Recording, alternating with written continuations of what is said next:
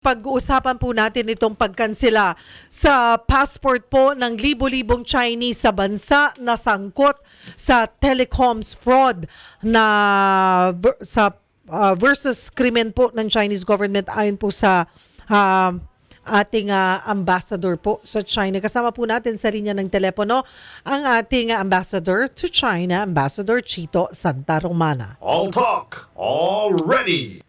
Good morning po sa inyo, Ambassador Santa Romana. Good morning there, Cheryl. Opo. Hi, good morning, Your Excellency. Good Si Orlito.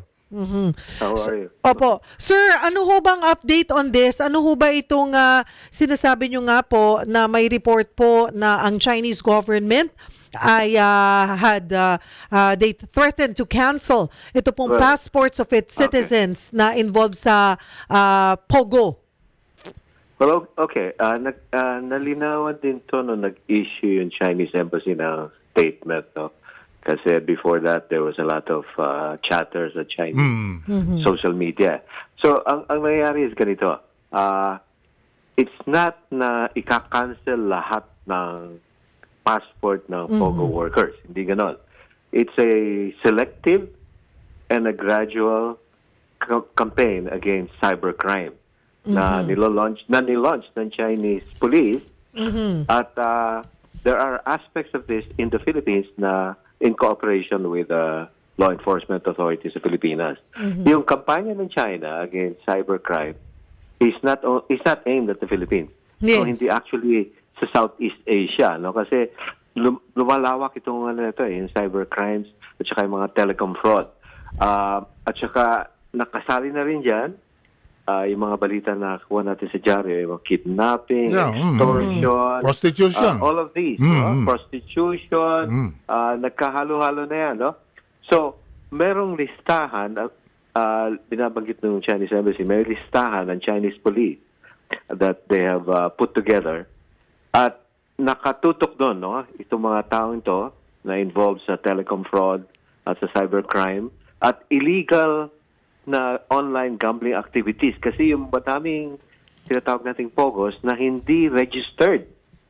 Illegal. Sarili lang silang kumbaga sa on their own. They're operating.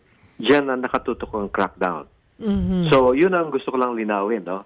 It's not a wholesale crackdown on POGOs, but it's a targeted, calibrated campaign against the criminal aspect na lumabas. No? And hopefully, this will be a crackdown. Itong kidnappers, extortionists, yung mga nag-operate ng prostitution dens, at yung mga nag-operate ng unregistered, and those that don't pay taxes na mga online gambling operations. So, yun ang nangyayari ngayon. Wala tayong eksaktong bilang, no? Kasi hindi nalabas yan. Pero I think we will see in the coming months, no? Na tutuloy itong kampanya. Actually, ngayon nababasa natin sa dyaryo na. Nag-uumpisa na yung campaign, particularly on the Philippine side at on the Chinese side. Kaya lumalabas yung chatter sa kanilang social media application, app, yung WeChat. Kasi merong mga ilang accounts ng mga Chinese businessman. Meron siyang business sa Cambodia. Then he discovers na cancel yung passport niya. Meron ding account na ilang Chinese. Tatlo yung binigay na example na taga isang northern Chinese province, Henan, na-discover nila yung kanila ding passports were canceled. So this is an anti-cybercrime operation that the Chinese police have launched, and the aspects pertaining to the Philippines in cooperation with the Pero Philippine hindi ba ang POGO is only part of it? Yes. Hindi ba? Pero it's also important to state, hindi ba, Ambassador, na ang POGO, kung tutusin, bawal sa China ang gambling, hindi ba? Hindi. Ito ang mangyayari pa, no? Kasi kung ang market nakatutok sa China, kasi bawal dito, ayan, maapektuhan yan. Yung kung nakatutok lang sa Hong Kong, Macau, Taiwan, at yung overseas Chinese na outside mainland China, the market can be sustained. Yung sustainability ng market aimed at China will now be challenged kasi matindi yung crackdown na ginagawa nila dito. Ang concern naman ng China, you can say the one is financial and economic, no? Kasi yung money laundering, lumalabas. Ang pera. No? O yun ang isang problema nila ngayon kasi it's a economic challenge. The other one is what we call the political psychological. Isang problema dito yung tinatawag na internet addiction sa kabataan. Na they're trying, pinupuksa nila, no? At isang significant part of this is yung addiction to online gambling by young people. So, yun ang concern nila na kung bakit matindi yung kampanya ito. At the Chinese have taken a policy.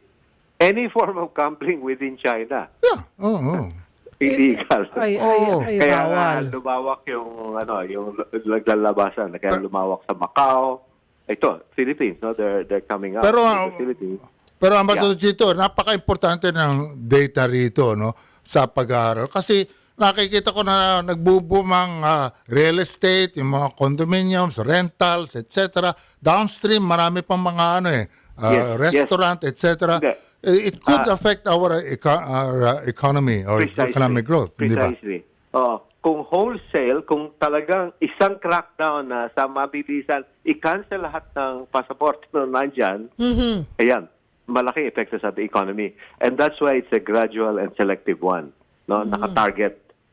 So I think there will be what we would call a right sizing of the market, no? Kasi lumawak masyado at nagkaroon ng illegal component, no? Yes, yung illegal component Hindi na nagbabayad ng taxes. Yun ang Tapos unang- nakakapasok rito, dala-dala pastillas lang nakaka sa Bureau of Immigration. Tatamaan din yan. Yung pastillas, no?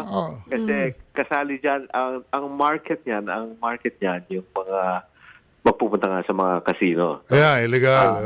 Okay. So, or those who patronize this market.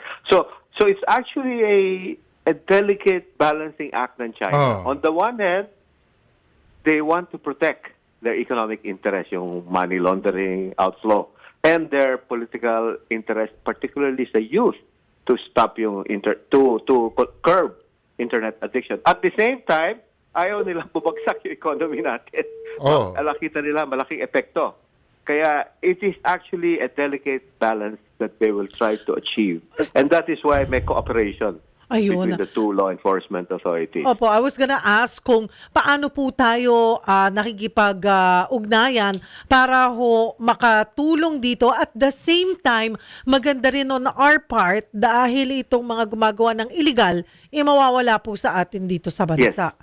Actually, there is very in-depth and intensive cooperation going on, and not all of it, of course, is above the radar, no? But particularly between the two law enforcement authorities, no?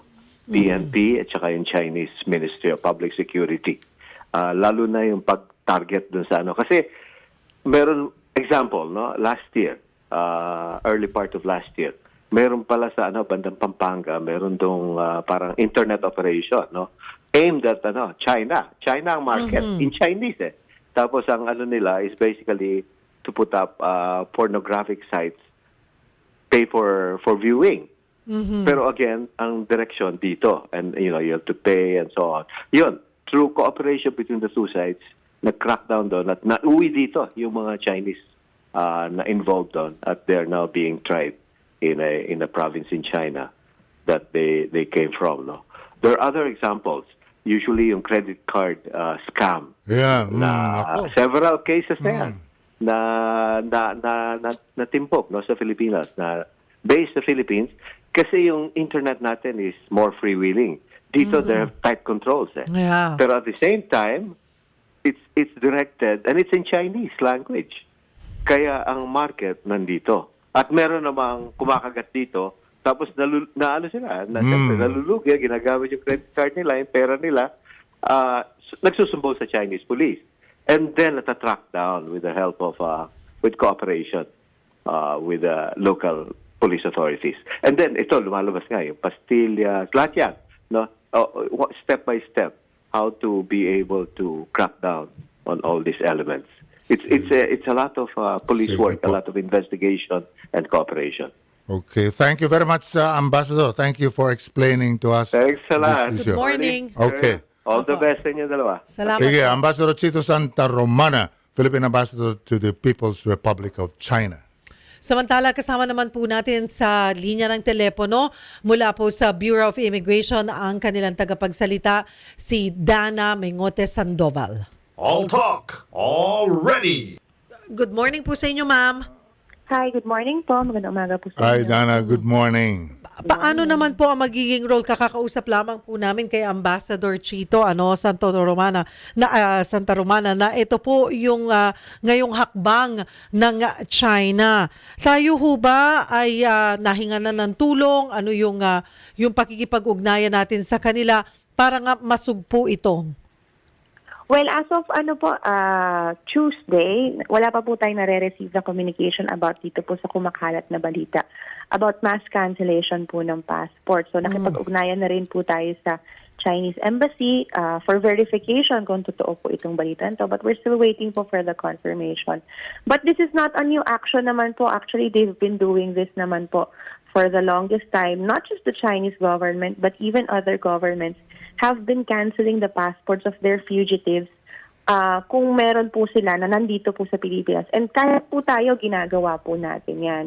But siguro, ito lang po maramihan. But the main point is, ito pong mga taong ito are considered fugitives already in China because they have been committing activities here that have a criminal liability in China. Like nabanggit po ni Ambassador kanina, there was an incident wherein they were operating here, pero ang mga victims po nila in China, may nahuli po tayo na ganyan na parang investment scam naman, a group of 300. So we're expecting po something similar to that, to be able to immediately crack down on these syndicates that have been trying to transfer their operations to the Philippines. Hindi ba medyo disconcerting? Parang yung kanilang attitude ng itong mga masasamang loob ng Chinese are taking advantage na they can get away with it here. Kasi weak ang ating criminal justice system. Tapos pati problema ng mga frontline customs, BI, etc. Have weaknesses. How do we address that so that marespeto? Alam mo, tayo, ito mga masasamang loob ng Pinoy, mga hindi naman makapunta sa China, tatakot din sila ron because they have stronger institutions. Tayo naman, nakikita nila na napakaraming mga, we're weak in terms of guarding our own interests, hindi ho ba?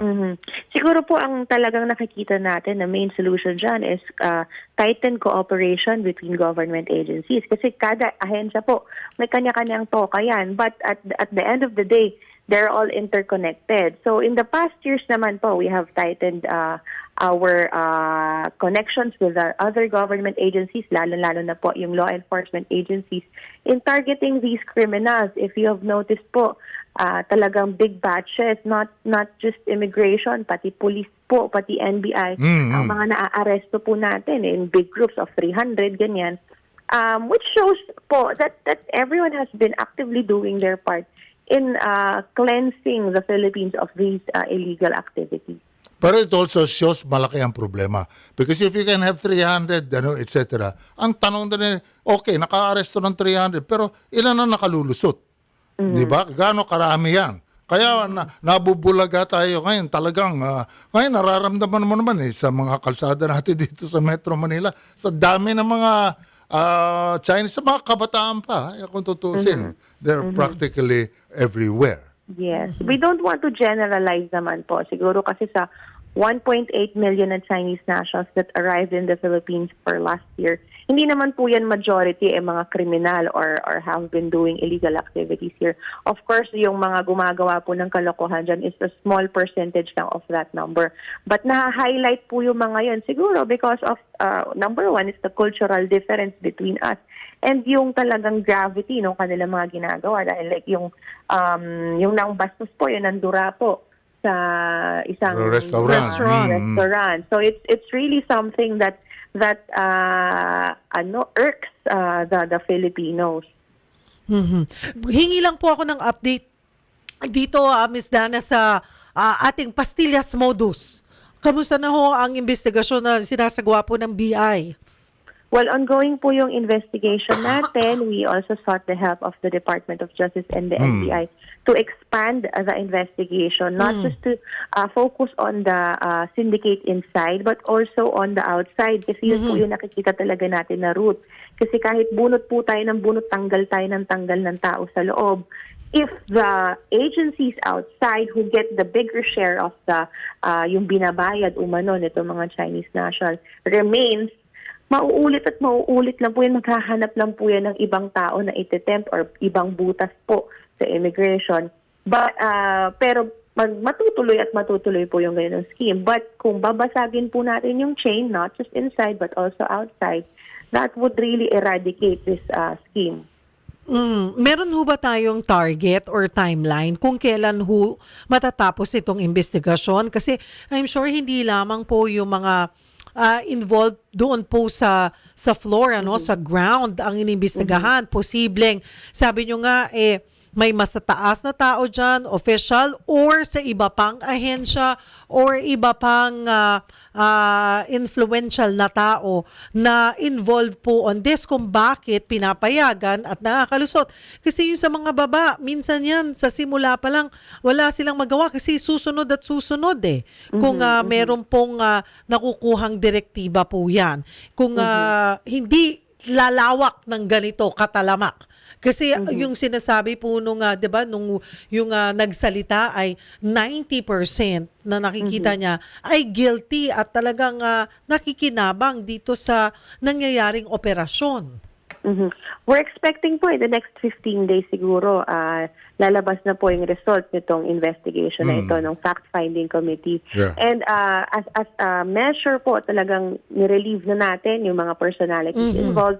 And then yung mga frontline counters po natin, inalog-alog po natin yan. Lahat ng mga frontline person natin, ni-reschedule po silang lahat, palit po ng shift, para po mabasag kung ano man po yung ongoing na sistema nila doon.